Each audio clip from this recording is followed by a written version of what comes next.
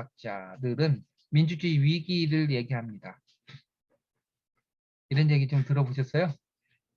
네, 민주주의 위기를 얘기합니다. 그리고 그 대안이 무엇인가를 고민을 본격적으로 하기 시작했습니다.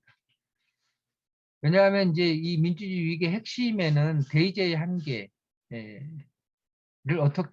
어떤 방식으로 극복해 갈 것이냐라고 하는 문제가 있습니다. 우리가 민주주의 하면 두 가지가 있는데요. 하나는 대표에 의한 통치라고 하는 것이 있고, 그다음에 인민에 의한 통치, 자기 통치라고 하는 개념이 있죠. 원래 그리스 민주주의는 인민에 의한 자기 통치가 중요했지만 현대 민주주의는 대표에 의한 통치, 대의제잖아요. 이 두 가지가 이렇게 서로 이렇게 서로로 어떤 때는 이렇게 협력적으로 또 어떤 때는 이렇게 그 기량적으로 이렇게 작용을 해왔다고 볼 수 있어요. 근데 이제 대표에 의한 통치가 지금 계속해가지고 문제가 발생하는 거죠. 투표율이 하락하고 정당에 대한 불신이 높아지고 국회에 대한 신뢰가 계속 추락되고 이건 하루 이틀 된 문제가 아니죠. 그러면서 이 대표에 의한 통치의 문제점을 어떻게 극복할 것이냐라고 하는 것이 굉장히 심각한 문제가 돼 있어요. 하나는 대표에 의한 통치를 제대로 잘 강화시키자. 그래서 정당이라든지 의회라든지 이런 기능을 어떻게 보강하고 강화시킬 것이냐라고 하는 측면의 노력이 있었죠. 그죠? 네, 그런 차원의 모색이 있었습니다. 대표적으로 이제 얼마 전까지만 해도 있었던 그 합의제 그 정치 모델, 뭐 그런 것도 이렇게 제안이 됐었고, 또 최장직 교수 같은 분도 정당 강화론 뭐 이런 얘기 하시잖아요. 이게 다 대표에 의한 통치의 문제점을 어떻게 극복할 것이냐라고 하는 문제의식이에요. 그런가 하면 대표에 의한 통치가 이게 극복할 수 없는 현대사회에 와서는 극복할 수 있는 없는 난제들이 내장돼 있기 때문에 결국은 인민에 의한 통치를 강화하는 방법밖에 없다라고 하는 문제의식이 또 생기는 거죠. 대충 느낌이 오실 거예요. 그래서 이제 촛불 집회로 상징하는 직접 행동도 하고 주민참여 예산이라든지 정당 공직 후보 선출에 그, 그, 그 주민이 직접 참여하는 방식. 요번에 이제 뭐 대선 같은 경우도 그걸 그 후보 선출할 때 뭐 그 국민들 표를 굉장히 많이 집어넣잖아요. 그렇게 안 하면은 이제 설득력이 안 생기는 상황이 된 거죠. 예. 그러면서 이제 주민들은 굉장히 다양한 방식으로 이렇게 그 민주주의 과정에 지금 참여하고 있습니다. 전통적인 방식으로는 뭐 시민청원이라든가 청와대 청원 같은 것도 포함해서 주민투표 또 참여 예산이나 정보 공개 이런 것을 통해서도 하고 또 직접 행동에 나서기도 하죠. 촛불 집회. 그런가 하면 이제 공론장 같은 것, 공론화위원회 같은 것을 구성해서 운영하기도 하는 방식으로 대의제에 대한 불만을 표출하기도 하고 새로운 대안을 모색하기도 하고 있다고 볼 수 있습니다.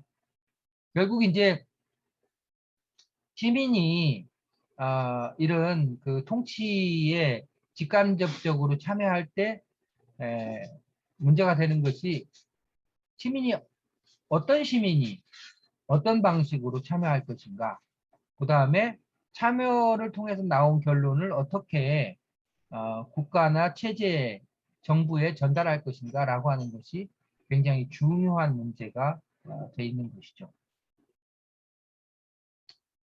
첫 번째 이제 시민 참여에 관한 부분인데요. 시민이 이제 참여를 한다고 하면 어떻게 시민이 평등한 자격을 가지고 개방적으로 참여하게 할 것이냐. 또 시민이 참여한다고 할 경우에 어떻게 대표성을 확보할 것이냐라고 하는 문제가 굉장히 중요해지고요. 그 다음에 이제 시민이 참여한다면 어떤 수준에서 참여할 것이냐라고 하는 문제가 있는 거죠. 우리가 이제 뭐, 거버넌스 하면서 이제 여러분들도 그 지자체나 아니면 중앙정부의 다양한 활동에 참여한 경험이 있으시잖아요.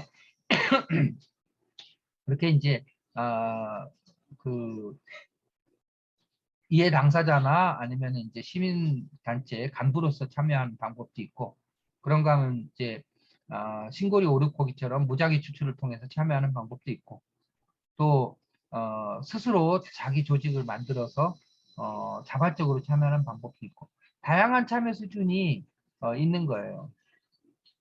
이런 시민 참여에 관한 부분이 굉장히 중요하고요. 그 다음에 이제 그냥 참여만 한다고 해가지고 수준 높은 결정이 이루어지는 것이 아니잖아요. 우리가 대의제 문제를 제기하면서 대의제가 시민의 뜻을 제대로 대변하지 못한다라고 하는 점이 굉장히 중요한 문제의식이잖아요. 그렇다면 시민이 스스로 참여할 때는 대의제가 못하는 부분을 보완하거나 넘어설 수 있어야 되잖아요.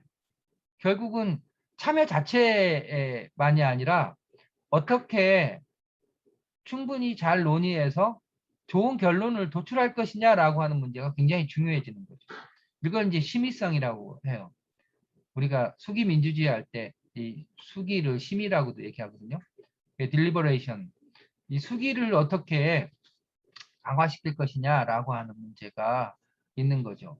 그래서 어떻게 하면 더 시민이 더 좋은 자기 이해에 매몰되지 않고 공적 과제를 효과적으로 합리적으로 처리하게끔 내용을 구성해 갈 것이냐라고 하는 문제가 굉장히 중요한 문제가 돼 있는 거죠.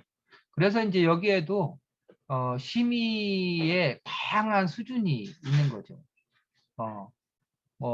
굉장히 낮은 수준부터 굉장히 높은 수준까지 다양한 수준이 이제 발생을 하게 되는 겁니다. 그래서 어떻게 질 좋은 내용을 많은 사람들이 동의할 수 있게끔 형성해내느냐라고 하는 심의성이 점점 중요해지는 사회로 갔다 이렇게 말씀드릴 수가 있고요. 그다음에 세 번째가 이제 시민 주도성이에요. 이 시민 주도성이라고 하는 것은 대의제라고 하는 것은 직업 정치인이나 선출된 공직자 전문 관료들이 주도권을 갖고 정책을 결정하는 거잖아요. 근데 우리가 이제 직접 민주주의라고 하면 이 대의제가 하지 못하는 것을 또 시민이 원하는 것을 어떻게 스스로 형성해낼 것이냐라고 하는 것이란 말이에요. 그 힘을 앞에 심의성이 내용에 관한 것이라면 여기서 시민 주도성은 시민이 어떻게 관철할 수 있도록 힘을 형성해낼 것이냐라고 하는 문제예요. 아까 연천 공론장 말씀드릴 때 주민들이 열심히 논의하면서 연천군이라든지 의회라든가 이런 곳에서 결합하게 됐다고 그랬잖아요. 그리고 제도를 만들게 됐다고 얘기했잖아요. 그럴 때 그 협력 체제를 구축하고 조례를 만들 수 있었던 것은 그 연천 주민들이 갖고 있었던 내부적인 힘 때문에 그게 가능했던 거거든요. 다시 말하면 주도성 때문에 가능한 것이거든요. 이걸 이제 여러분들이 들어본 하버마스 같은 사람은 의사소통 권력이라고 얘기해요. 우리가 권력이 큰 사람이 작은 사람에게 하는 수직적인 일방적이고 권위적인 도구적 권력, 수직적 권력도 있는가 하면 사람들이 함께 모여서 논의를 하면서 그 논의 과정에서 뜻과 의지가 모아지는 과정에서 형성되는 힘이 있습니다. 그것을 의사소통 권력이라고 얘기해요. 그 의사소통 권력에 의해서 법과 제도가 변화될 수 있는 영향력이 생기는 것이죠. 네. 그래서 우리가 관심을 갖는 것은 그렇게 아래로부터 형성되는 권력을 얘기하는 겁니다. 그래서 시민 주도성이라고 하는 것은 얼마만큼 시민이 주도해서 의사결정에 영향력을 미치느냐, 또 법과 제도를 변화시키는데 영향력을 행사하느냐라고 하는 것입니다. 여러분 우리가 한번 생각해봐요. 거버넌스라고 하는 이름으로 다양한 위원회라든가 있는데 참여해왔잖아요. 그런데 실제로 왜 들러리라는 말을 듣나요? 실제로 도움을 주기도 많이 하잖아요. 공적인 문제에 관해서 결정을 하는데 조언도 하고 경험도 같이 나누고.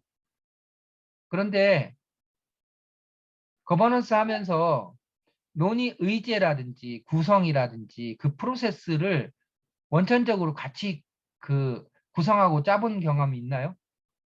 대부분 그렇지 않아요.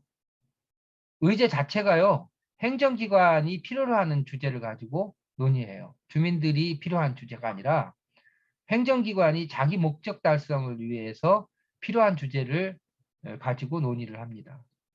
그 다음에 그 구성을 여러분들하고 같이 하나요? 공동으로? 그런 경우 거의 없습니다. 여기 그 아까 그 당진에서처럼 시장이 구성해요. 예. 그리고 거기다 한두 사람 끼워넣기 하는 식이 대부분이죠. 그런가 하면 프로세스를 누가 결정하나요? 다 행정 권력이라든가 다 그런 데서 하죠. 왜냐하면 프로세스를 어떻게 하느냐에 따라서 그 결론이 굉장히 달라질 수 있기 때문에 철두철미하게 컨트롤합니다. 이렇게 구성이라든지 의제라든지 프로세스를 공동으로 할 수 있는 권한이 거의 없어요. 거버넌스에서는. 더더구나 행정 권력과 주로 같이 일을 하는 경우에는 그 레인지는 훨씬 더 좁아져요. 왜냐하면 행정 권력은 집행하는 것이 목적이기 때문에, 사업을 집행하는 것이 목적이기 때문에 집행 여부에 관해서는 논의조차 할 수 없어요. 제 말씀 무슨 말씀인지 이해 가시죠? 대안을 만들어낼 수 없다니까요. 어, 결국은 어, 자문 정도의 역할을 하는 거죠. 그런 점에서 보면 이제 공론장이라든가 이런 것은 그나마 권고할 수 있는 거죠. 그 얘기는 그 부분에 관해서는 너희들이 논의한 것을 기반으로 결정하겠다라고 굉장히 제한적이고 일시적이고 그 단일한 사안에 관해서만 처음부터 논의 결과가 만들어지기 전에 그 내용을 수용하겠다라고 하는 일종의 다짐 같은 것을 받고 시작한다는 점에서 약간의 차이가 있는 거죠. 그런 점에서 보면 여태까지 대부분의 거버넌스는 시민 주도성이 없는 거버넌스였다 이렇게 볼 수 있습니다. 네.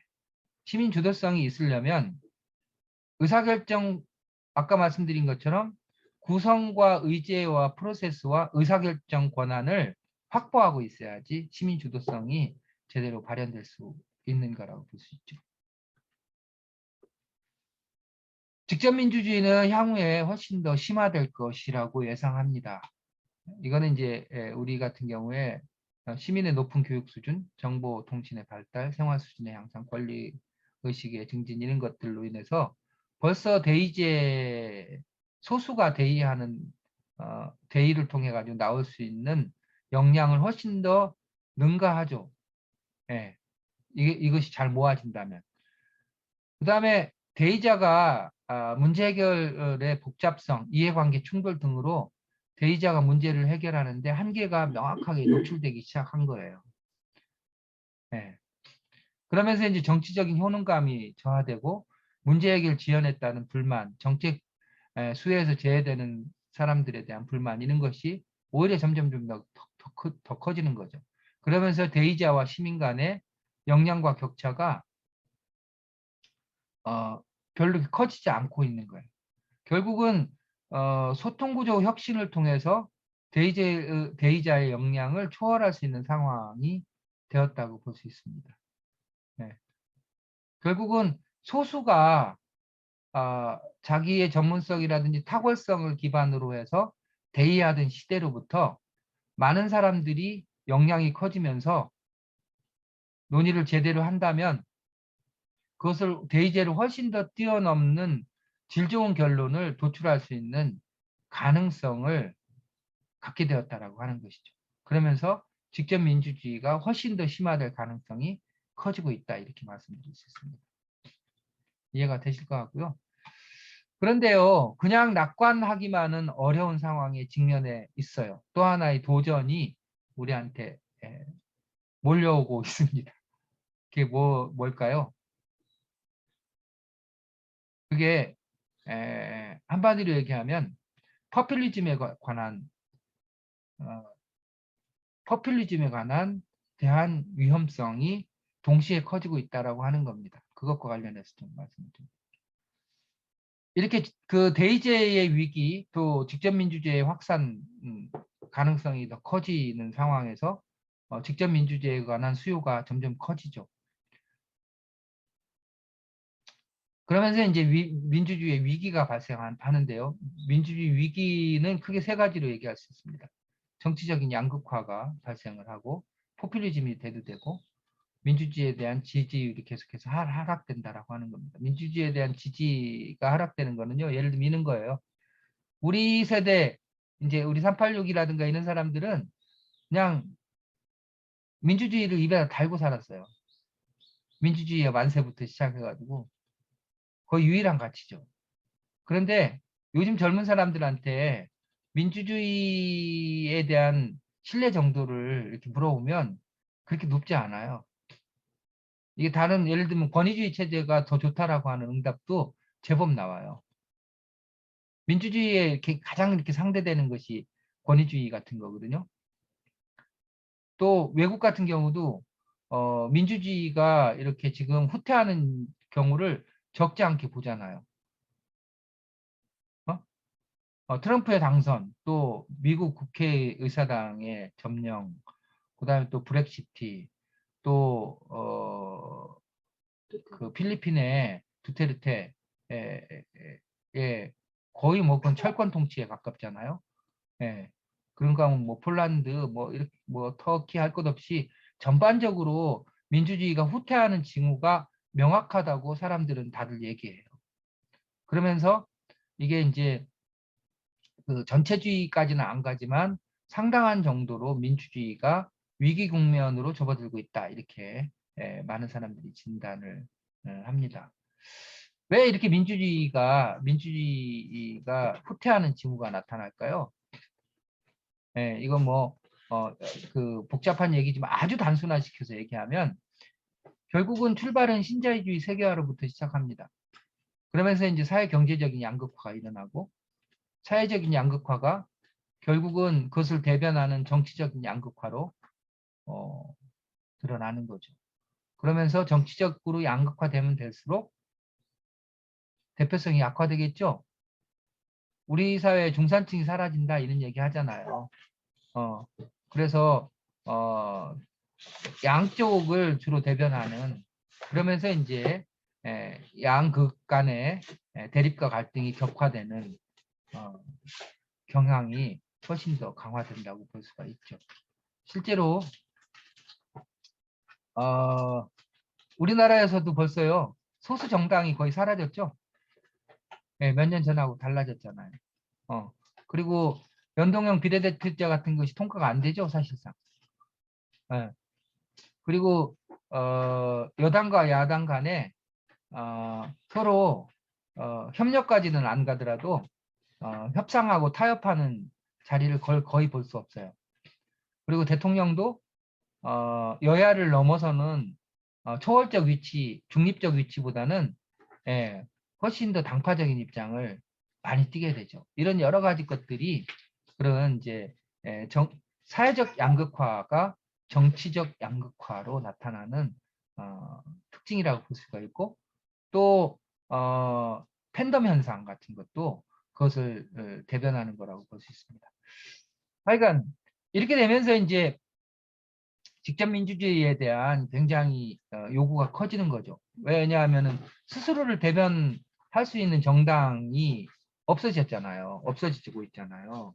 그러면서 이제 앞서 말씀드린 다양한 형태의 이제 직접 민주주의적인 행동이 나타나는 거죠. 그런데 이 직접 민주주의적인 행동을 생각할 때 우리가 반드시 고민을 해야 될 것이 포퓰리즘의 위험성이에요.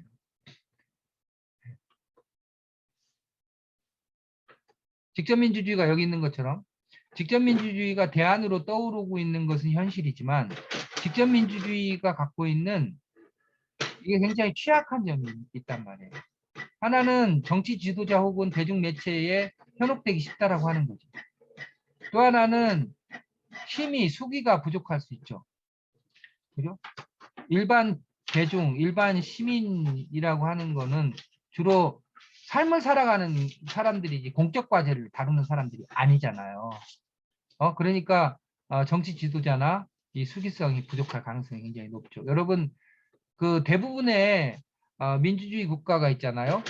독재화되는 것은 독재자의 협박에 의해서 되는 게 아니에요. 대부분의 민주주의의 후퇴는 다 합법적인 과정을 통해 가지고 이루어집니다. 우리가 흔히 얘기하는 그 독일에서 바이마르 공화국을 무너뜨리고 제3국가를 만든 히틀러 같은 경우도 합법적인 과정을 통해서 예, 그런 그 나치즘 국가를 만들게 된 거고요. 지금 뭐 아까 말씀드린 다 민주주의가 후퇴한 나라들 있잖아요. 다 이렇게 옛날처럼 탱크 몰고 가가지고 짓밟은 게 아니라 대부분 다 합법적인 과정을 통해 가지고 그런 독재 국가로 전환이 되어 왔다라고 하는 점입니다. 굉장히 심각한 문제죠. 그래서 이게 직접 민주주의와 포퓰리즘은 결합 가능성이 굉장히 높은 거예요. 예. 그런데 그 핵심에는 뭐가 있냐면 개별성이 사라지고 대중이 물화될 가능성이 굉장히 높아진다라고 하는 겁니다. 또 다양성과 차이가 무시된다라고 하는 것이고 전체주의로의 전환 가능성이 굉장히 높아지는 거죠. 한마디로 얘기하면 포퓰리즘이라고 하는 것이 굉장히 어려운 학문적으로는 어려운 얘기라고 하지만 굉장히 단순화시켜서 얘기하면 원래 사람들은 삶의 영역에서 다양성과 차이를 기반으로 한 개인들이 살아가는 것인데 포퓰리즘은 그런 개인적인 다양성과 차이가 사라져버리고 하나의 덩어리로 매스로 전환되는 것이라고 생각하시면 돼요. 그래서 한 개의 지향을 갖게 되는 거죠. 한 개의 정치적인 지향을 향해서 가는 현상이라고 이해를 하시면 훨씬 더 구체적으로 이해하시는 거예요. 직접 민주주의는 다수결이라고 하는 직접 민주주의라고 하는 것은 하나는 다수결 원리, 그 다음에 또 하나는 자치 원리라고 하는 두 가지가 있거든요. 민주주의에는.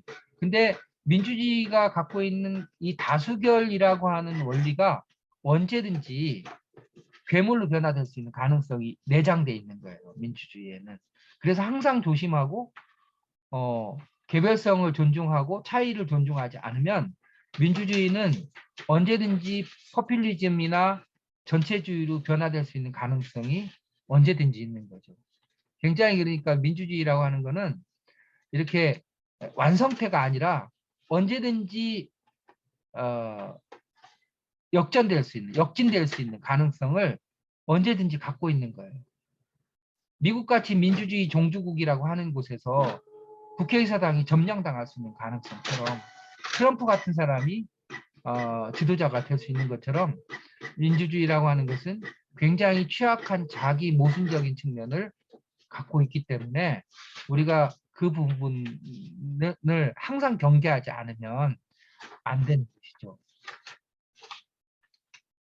자, 그럼 이걸 어떻게 극복해 갈 것이냐.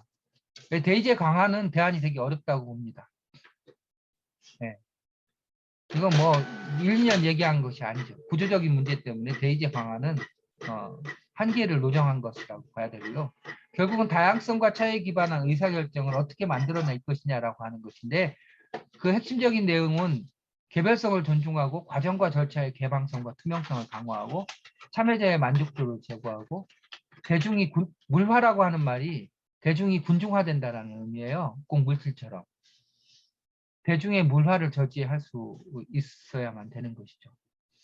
저는 이제 그 극복 방안으로 결국은 삶의 영역에서 다양성과 차이에 기반한 삶의 영역에서 그 삶의 정치적인 주체가 의사결정에 참여하고 책임을 지는 주민공론장 운동일 수밖에 없다라고 보는 겁니다. 네. 그래서 심도 있는 논의를 통해서 스스로 의사결정을 해갈 때 역량도 커지고 책임성도 강화돼 갈 수 있고, 그 주민공론장을 제대로 잘 만들어갈 때 의사소통 권력이 형성돼서 결국은 법과 제도를 만들 수 있는 원천적인 힘을 생산해낼 수 있다. 이렇게 봐서 저는 이 민주주의 위기 시대에 다양한 노력과 그 대안 모색이 있지만, 저는 그 가운데 가장 핵심적으로는 주민 공론장을 통해서 주민 스스로 이렇게 정치적 주체로 거듭나는 과정이 있어야만 민주주의 위기, 또 포퓰리즘화되지 않을 수 있는 그런 주체가 될 수 있다, 이렇게 저는 이제 보는 겁니다. 그래서 주민공론장 운동을 제안하는 겁니다. 여기까지가 서론이에요. 지금 얼마나 지났나 시간이.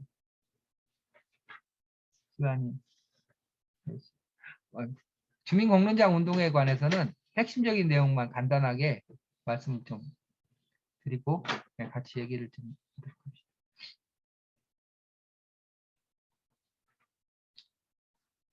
자, 조금 어렵고 조금 머리 아팠죠. 이제 여러분들이 익숙한 얘기를 좀 많이 해볼게요. 여러분, 주민이 뭔가요? 주민에 대해서 여러분들 오해를 하시면 안 돼요. 주민이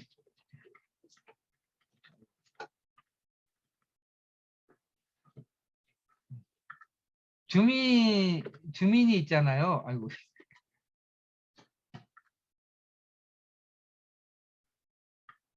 주민이 어떤 지역에 사는 그 주소 가진 사람이라고 하는 주민은 전형적인 행정이 얘기하는 주민이에요.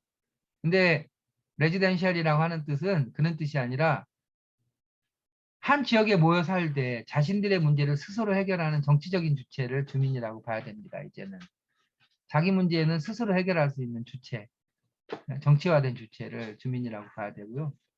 이 주민들이 공론장에 모여야 되죠. 공론장은 뭘 말하냐면 공적인 문제를 논의하는 공간을 공론장이라고 얘기해요. 공적인 문제. 그러면 우리 마을에서 어디다가 도로를 놓을 것인지 논의하는 것은 공적인 문제인가요? 사적인 문제인가요? 그건 공적인 문제예요. 우리는 행정으로부터 아주 나쁜 잘못된 교육을 받았는데요. 공공기관이 하는 것은 공적인 것이고, 그리고 우리 마을 일은 사적인 것인 것처럼 생각이 돼 있어요. 그런데 그게 아니고 나 외에 다른 사람과 관련된 문제는 다 공적인 것입니다. 시민단체는 공적 기구인가요? 사적 기구인가요? YMCA는 공적 기구예요? 사적 기구예요? 당연히 공적 기구예요. 그 YMCA는 자기 조직을 위해서 일하는 게 아니라 공적 과제를 위해서 일하잖아요. 그것을 목적으로 하잖아요. 그럼 당연히 공적 기관인 것이죠. 그래서 공적 과제를 논의하는 공간이 공론장이고요. 공론화라고 하는 말은 이제 안 썼으면 좋겠어요. 공론화는 이게 공론이라고 하는 거는 공적인 사안에 관해서 논의한 결과 내지는 논의하는 과정을 공론이라고 하는데, 그런 공간을 공론장이라고 한다고 그랬잖아요. 근데 공론화는 그런 공론을 인위적으로 일으키는 공간을 공론화라고 그래요. 원래 근대화, 뭐 무슨 화 이렇게 할 때 무슨 제이션 영어로 하면 그 얘기는 무슨 뜻이냐면 인위적으로 한다라, 공론장을 인위적으로 만든다는 뜻이에요. 그거는 공론장, 우리 삶의 영역에서 자발적으로 만들어지는 공론장하고는 다르죠. 그러니까 신고리 오륙호기는 공론화하는데도 그거는 제대로 된 자발적인 공론장이라고 얘기할 수는 없는 거예요. 의미로 보면 공론장이 훨씬 더 포괄적인 의미이고, 공론화는 그 가운데 굉장히 특이한 공공기관이 자기 목적 실현을 위해서 인위적으로 만든 공간을 공론화라 이렇게 얘기할 수 있는 거죠. 그렇다고 모든 공론화가 나쁜 것이냐, 그런 의미는 아니고, 공론화는 주로 공공기관이 자기 목적 실현을 위해서 만드는 인위적인 공론장을 공론화라고 얘기할 수 있고, 우리 삶의 영역에서 아까 연천 공론장처럼 삶의 영역에서 자발적으로 만드는 것은 전형적인 공론장이라고 얘기할 수 있는 거죠. 이해가 가셨죠? 주민공론장을 만들어야 돼요. 삶의 주체인 주민들이 자신들이 직면한 공적 과제를 스스로 해결하기 위해서 함께 모여 문제를 정의하고 논의하고 결정하는 일련의 과정과 추상적 공간을 주민공론장이라고 할 수 있습니다. 그런 점에서 이제 국민공론장하고는 좀 다르죠. 국민공론장은 전 국가적인 문제를 가지고 논의할 수 있잖아요.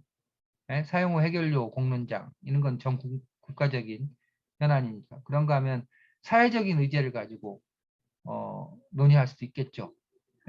뭐 예를 들면 뭐 기본소득 관련해서 논의해보자 이런 사회적인 의제 관련해서 만들어지는 시민공론장도 있는가 하면 우리가 얘기하는 주민공론장은 삶의 영역에서 우리가 만나는 실제적인 문제를 가지고 주민들이 같이 모여서 논의하는 것을 주민공론장이라고 할 수 있고, 이런 운동을 좀 해보자. 주민공론장 운동을 삶의 영역에서 좀 해보자.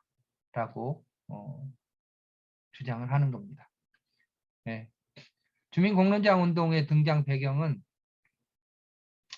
국가 중심이나 공공기관 중심, 시민단체 중심 문제는 이제 한계가 드러났다라고 하는 겁니다.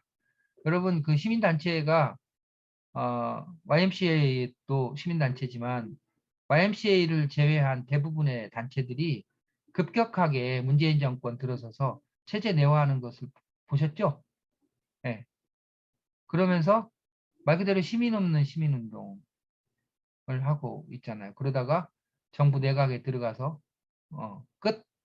이렇게 되는 경우 너무 많죠. 네. 왜 그럴까요?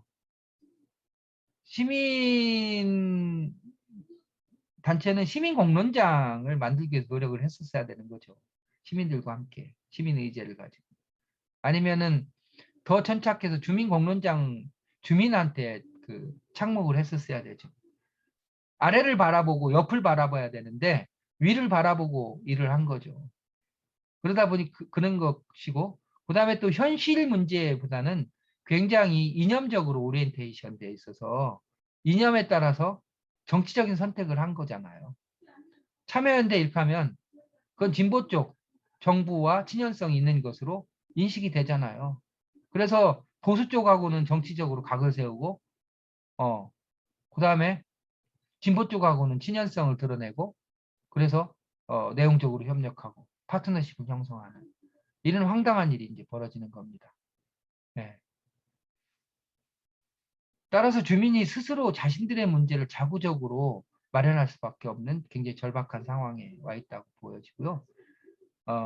현장 중심, 당사자 중심, 문제 중심의 해법을 마련할 때 가장 탁월한 문제 해결이 될 수 있다고 봅니다. 예를 들면 제가 예를 들어서 하나 말씀드릴게요.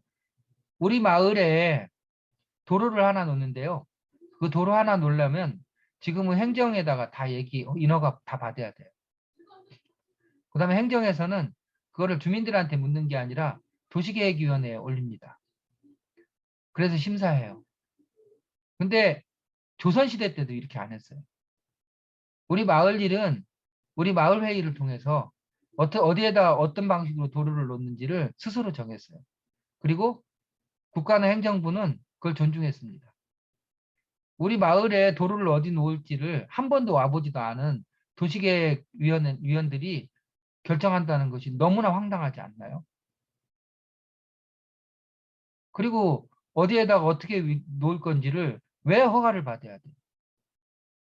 우리 스스로 모여서 제대로 논의하면 행정이나 전문가들이 한 것보다 훨씬 더 그 내용이 나빠지나요?